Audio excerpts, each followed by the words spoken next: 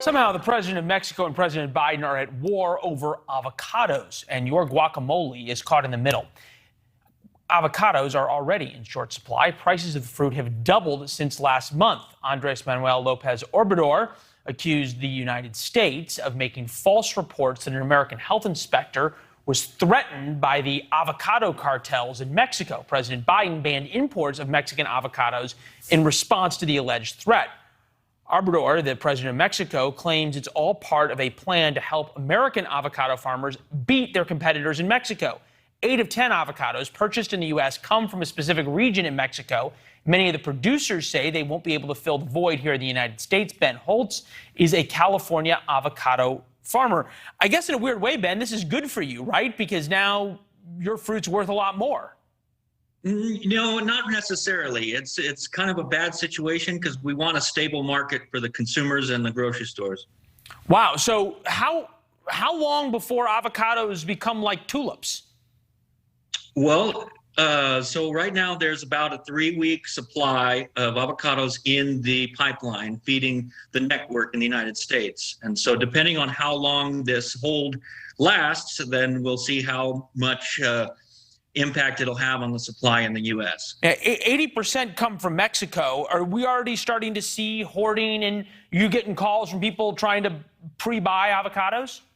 No, not really. The market's, seen a little bit of volatility in the last couple of days, but late this morning there was a meeting of a lot of officials on both sides of the Mexico and U.S., and apparently a resolution has been unofficially reached, and that now it's just a matter of having a safe return to the inspectors that certify the fruit coming up north. Wow, so we have a ceasefire in the avocado war. So can we all now go have as much guacamole as we want? We shouldn't worry about this? Oh, absolutely. Always have a lot of guacamole. We've got a lot of fruit available. I sell on the internet all over the country, but all of the grocery stores are fully stocked, and all of the produce and avocados will keep on the shelves. There should not be any empty shelves anytime soon. This brings up a larger issue, right? 80% of the avocados come from Mexico. A huge percentage of those are controlled by the drug cartels who also do everything else in Mexico. Does that translate ever into threats to you and your group in the United States? I don't necessarily understand the control that the cartel directly has down there. I know there's various organizations that are involved in the processing and packing of avocados to get up north.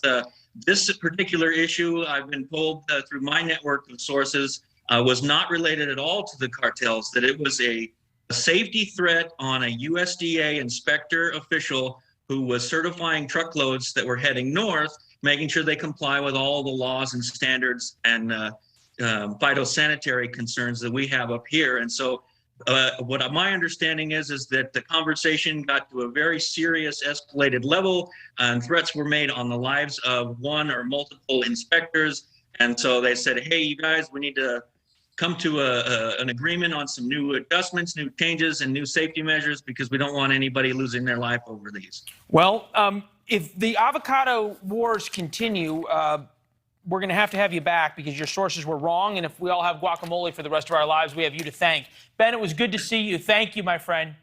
You're very welcome. Thanks for having me. Yeah, it was good to see you. This was great.